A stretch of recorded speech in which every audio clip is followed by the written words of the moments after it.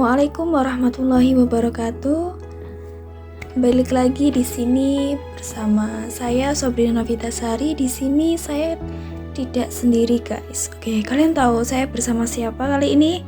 Oke, di samping saya ada Kak Zakia Amelia Damayanti. Oke, kita sapa dulu. Bagaimana Kak kabarnya, Kak? Alhamdulillah baik. Oke nih Kak, baik ya. Oke Kak, kayaknya kita harus bahas sesuatu deh. Enaknya hari ini tuh saya ingin bahas tentang pernikahan nih Kak, karena banyak yang tanya, yang DM saya mengenai pernikahan nih Kak. Menurut Kakak itu tema yang seru nggak sih tentang pernikahan itu? Tentu saja, tentu ini tema yang sangat seru dan sangat menarik ya bagi kita-kita dari kalangan Gen Z dan kaum Velocity yang masih muda gini ya, pasti ingin cepat-cepat menikah gitu ya Kak ya. Iya, betul sekali. Oke nih Kak, kita mulai saja bagaimana ya tentang pertanyaan-pertanyaan untuk Kakak bisa menjawab dengan jelas biar yang tanya puas dengan jawabannya. Langsung saja ya Kak, saya nggak akan membacakan ini DM dari siapa, dari akun siapa, kita buat rahasia aja. Oke, langsung saja. Ini Kak ada pertanyaan, bagaimana sih hukum pernikahan siri itu Kak? Itu kan pernikahan yang tidak dicatat secara resmi ya di negara. Nah, menurut pandangan mayoritas ulama tuh bagaimana ya Kak ya? Syarat pernikahan kan ada mempelai laki-laki, ada wali, ada saksi, ada mahar, ada ijab dan qabul. Dan itu dikatakan pernikahannya sudah sah. Dengan demikian tidak perlu ada izin dari istri pertama. Tetapi dalam komplikasi umat Islam di Indonesia tidak boleh menikah sebelum ada izin dari istri pertama. Pernikahan siri meskipun akadnya sah secara agama jika memenuhi rukun dan syarat nikah, tetapi tetap tidak dianjurkan dan menimbulkan berbagai masalah hukum dan sosial. Dalam hal ini, mayoritas ulama menganjurkan agar pernikahan dicatat secara resmi di negara agar terlindungi secara hukum.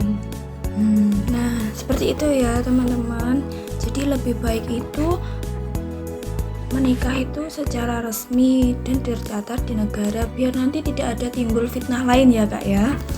Oke, selanjutnya nih Kak, pertanyaannya mengenai bagaimana sih solusi fikih terkait kasus perceraian yang menyebabkan anak menjadi korban, karena banyak perceraian itu menyebabkan anak itu terlantar. Kayak itu bagaimana Kak? Sebelumnya, saya pernah mendengarkan pengajian dari Buya Yahya di YouTube ya, yang kebetulan temanya itu anak jadi korban perceraian. Beliau dawuh, indahnya pendidikan dalam Islam kalau terjadi pernikahan harus dengan insan bima'ruf, artinya harus ma'ruf yang baik. Kemudian jika harus ada perceraian itu tasrih bi ihsan.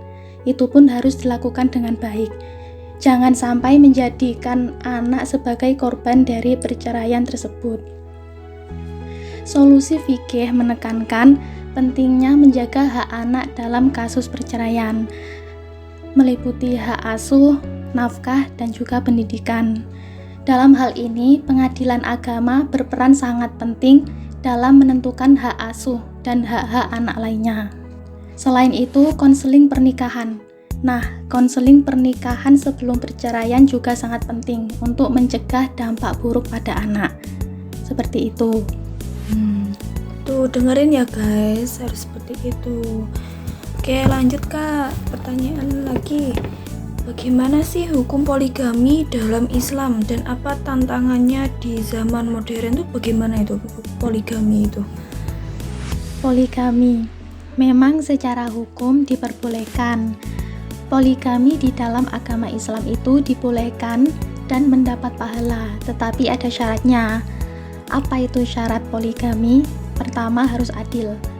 Yang kedua, nafkahnya mampu nafkah lahir maupun batin. Hal itu juga yang menjadi tantangan di zaman modern atau zaman sekarang ini, yaitu sulitnya memenuhi syarat keadilan tersebut baik secara materi maupun emosional. Dan di Indonesia sendiri, poligami seringkali menimbulkan masalah sosial dan kesenjangan, sehingga perlu dipertimbangkan secara matang sebelum memutuskan untuk melakukan poligami. Oh, jadi begitu ya. Oke, baik yang laki-laki ya. Kalau kalian ingin poligami tuh kalian tuh harus izin dulu ya. Dan kalian juga harus adil, oke? Nah, ini pertanyaannya udah terjawab semua. Semoga kalian suka ya dengan jawabannya, atau kalian benar-benar yakin dan kalian juga puas atas jawaban dari Mbak Zakia. Oke. Terima kasih Mbak Zakia atas penyampaian materinya hari ini. Iya, sama-sama. Oke, mungkin cukup itu saja ya teman-teman. Kita lanjutkan di lain waktu. Oke, saya Sobrina Vitasari dan Kak Saya Zakia Amelia. pamit undur diri. Sekian, wassalamualaikum warahmatullahi wabarakatuh.